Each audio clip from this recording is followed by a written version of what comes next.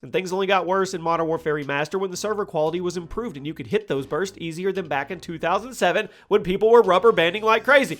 Before we jump into this video, let me clarify on the title. No skill douche weapons in Call of Duty. It's very simple. There are plenty of weapons that take absolutely no skill to use in COD. Everybody knows that. Some of them on the level of you might get represented as a douchebag by using them. So that is where we got the topic. Just to clarify, what is up everybody? Chaos, welcome back. If you guys would drop a like if you enjoy these COD history top 10s, and as always, we are doing the PlayStation 4 giveaway. Somebody will win a new console at the end of the month. All you have to do is drop that like, make sure you're subscribed with the little bell rung, and in the Twitter comments, let me know, what is the biggest douchebag weapon in Call of Duty history? Include your Twitter handle, and let's get into it. We're gonna kick things off with Bow of Duty.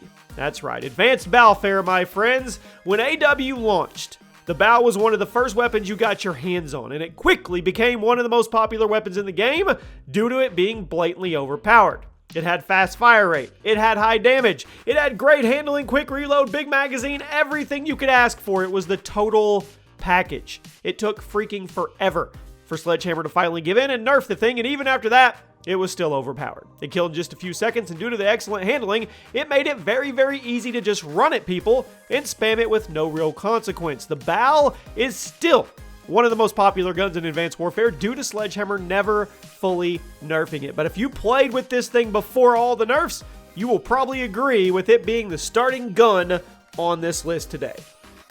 At number 9, the MP40 in World at War. Now, it is kind of sad that the MP40 is one of the only things that people remember from WoW. I say a lot that this is a game, it was great, and it seems like not a whole lot of people actually remember it, or they didn't get to experience it in its prime, and it's all hacked up now, unfortunately. But taking those rose-tinted goggles off, my friends, the MP40 was obviously overpowered and definitely deserving of a spot today. This SMG would hit for 59 damage up close and decrease down to 29 at range, making it a 2 to 4 shot kill from anywhere on the map. You heard me right. Anywhere on the map, any distance. Plus, this thing had great handling speed, so it was an SMG. You could equip it with a whopping 64 round mag, so you could run around with steady aim and just blow people away without even needing to aim. There was no reason. The MP40 was ridiculous, and I'm still not sure how Treyarch let this thing through testing without anybody raising their hand. At number 8, we have the Lewis in Call of Duty World War II. Now, COD World War II had some wonky weapon balance, to say the least. That's a weird word, wonky. It seems like guns were either really good, like the PPSH and the BAR, or they were super, super bad, like the WAF and the double-barrel shotguns. But there's no debating over which category the Lewis LMG belonged in. There's not. This thing would hit for 30 to 40 damage, made it a 3 to 4 shot kill at all ranges, and while it only came equipped with 47 rounds in it, throw on the old extended mag and you would double it, which is absurd. 97, that's right. The recoil on the Lewis was super low, and the penetration was excellent. It made for an extremely annoying gun to go up against, especially when somebody is camping mounted up on shipment. Now, there were a lot of annoying elements of COD World War II, and the Lewis was at least 5 of them tied all together into one. At number 7, the MV4 in Infinite Warfare. Now, I'm going to say this. The Infinite Warfare had some good elements. Whenever I talk about the game, I always mention that the weapon models were awesome, and it was clear that Infinity Ward had a lot of fun coming up with the designs for their characters, their guns, and their maps. But one aspect of the game that needed more work was the weapon balance. Anybody who's played IW will tell you that the MV4, it's a problem. This was a starting assault rifle, kind of like the BAL, and it was by far the best gun in the game for a long time, and later, after a few balancing changes and gun tweaks, it was still the easiest gun in the game to use, which is what gets it on today's list. The MV4 had a big magazine, it didn't have any recoil, it had really good range, and it had a ton of variants for you to mess around with and improve the stats. Now, despite Infinite Warfare being one of the advanced movement games, so many people would just sit in a corner with this gun because there was really no counter to it, and a lot of the maps, I mean, especially in hardcore, it worked. You had so many cool guns to choose from, and you still chose to camp with the MV4. That is the epitome of a no-skilled douchebag, my friends. Come on. Now let's go way, way back. At number 6, the RPD in COD 4. Definitely one of the best LMGs in COD history, but that doesn't mean that it wasn't annoying. 100-round LMG, hit for flat 40 damage from all ranges. Killed in 3 shots to the body and 2 shots to the head. Anywhere on the map without stopping power. That's amazing. LMGs have become a pretty big annoyance in modern Call of Duty games due to their spammy nature, but that really didn't used to be the case. In previous Call of Duty games, LMGs were often awkward and clunky, which made them less than preferable for multiplayer experiences, but there were some standouts, and the RPD was one of them. If you fire up Modern Warfare Remastered, it won't be long before you get into a lobby with someone hunkered down with the RPD and they're doing their best to cross-map people. That mixed in with all the M16 players. So how long do you think it will be before Call of Duty just stops putting LMGs in the game? Speaking of the M16, at number 5, the M16 in COD 4. That's right.